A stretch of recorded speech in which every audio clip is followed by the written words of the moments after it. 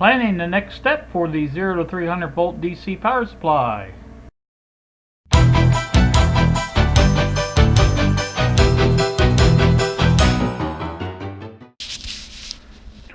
Good morning, YouTube.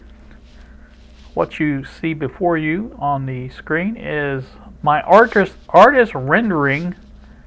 You know I like to do things like that. Of the 0 to 300 volt DC power supply faceplate. This is basically what it's going to look like. You got your meter over here, and this is the outputs below it, plus and minus. And then here's our knob for adjustment over here, and our 4 outputs for AC filament voltages. You have 2 6.3 here, one here, and one here. And then if you plug into these two here, you get 12 volts AC out. And of course, this is the power. Pretty simple. I eliminated, I don't know if I mentioned it or not, but I eliminated the pilot light because you turn this thing on, this lights up. So you really don't need an LED pilot light when this is all lit up and showing you that it is on. So that's my thinking on that one, and I think that'll work out pretty darn good, I hope. Obviously there's some mismatches here of you know, this is just a drawing, it's not the actual. So anyway, that's that. Now the other item that I have to show you is this. Now the other thing that I like to do planning these things out is the perk board layout, and my goal here was to get it on half of a board, which is this gray line right here, and I think I've accomplished that pretty well. You have your inputs over here for your transformer. The red and the red-white are the actual voltages, and the red-yellow is the center tap. And that comes down and forms the negative line here. The 2 rectifiers are here. They both end up at the same point on the positive point.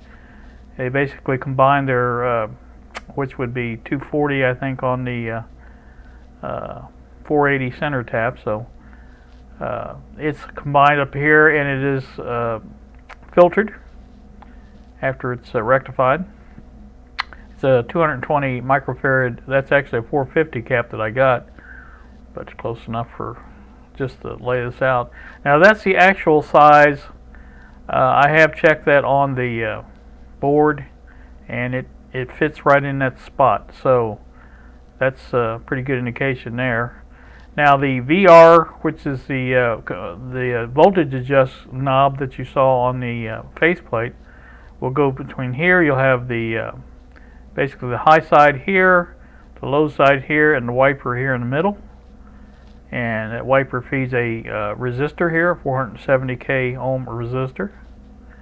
And right after that, this here is our part of our Q1 connection points.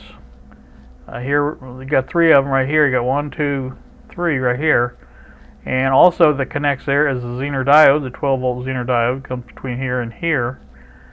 And another resistor here, a 3.3 ohm resistor. And it goes right out to the output. The transistor here, Q2, is positioned also in here. And that's, like I said, that's the output right there for the 0 to 311 volt. And there's our negative output over here. So that's that. Now also on this half board is our fan circuit. I did eliminate the pilot light because we don't need that, so that made it even better. And here's our 12 volt, actually 12.6 volt input here, these 2 yellow places. Here's another rectifier diode right there.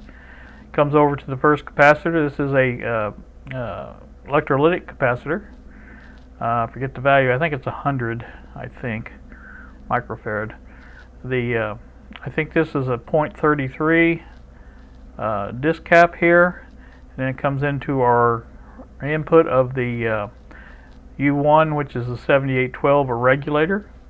Ground comes over to the ground, obviously. Now it goes to another capacitor. I think this is a 0.1 microfarad disc cap again. And then we have our output. It goes to the thermal switch and the fan. In other words, it goes to the thermal switch first, and from the thermal switch it goes to the fan, and fan goes back to the negative terminal here. So that's going to do that. So that's going to give me plenty of room, I do believe. Like I said, this half board here will fit in there just fine. So, and along with the fan, I've even come up with a couple ideas on how to even put this off to the side instead of putting it there in line, and that's going to work out rather well. Now on the back side, I haven't decided totally yet exactly how I'm doing it, but I think I'm just going to have a regular line cord, two conductor line cord. I have really kind of thought about this over and over, and I really don't want an earth ground on that case, because to me it's just another shock hazard for whoever's running it. Because like I said, when you unplug the high voltage leads into the banana plugs, there's an ever so slight chance that you could come in contact with the plug itself, and you're going to have your hand on the case to plug that in and out. In other words, it's not going to be stable enough where you can just plug it in with one hand, and it's going to move around. So you're going to have to stabilize it with your other hand. And I don't really think that's a good idea, because like I said, I just think that there's no sense in putting that risk there. There's no advantage of grounding that case, really. This is a piece of test equipment. It's not a consumer item. The only person that will be using this is me, and I think I have enough sense to know that there's that much voltage present, and to be a little bit more careful. Like I said, I thought about it. Like I said, you could turn it, make sure it was off when you plugged it in and out. That's fine if you remember it.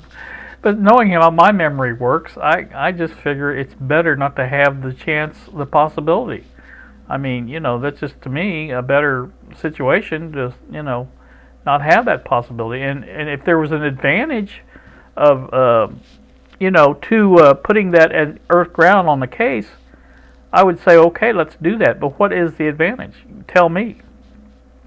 I don't think you can, because like I said, there is no advantage. It's actually a disadvantage. So, like I say, that's my thoughts on it. You guys may have different thoughts. That's fine. But like I said, that's just the way I feel about it, and it's me that's doing this, and me that's taking the risk, and me that's building it.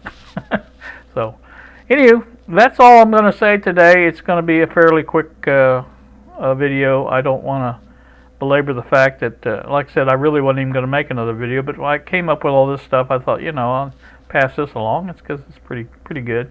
I think it worked out rather nicely on the board layout. I think it will work out fine.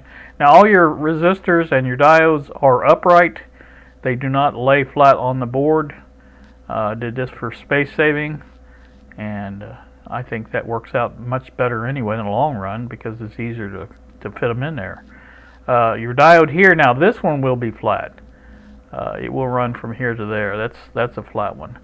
The transistor, it will be on the board. This one does not require a heat sink as far as I know. This Q1 will be off the board, mounted on the heat sink, and there will be 3 wires running over to these spots. And the same with the VR.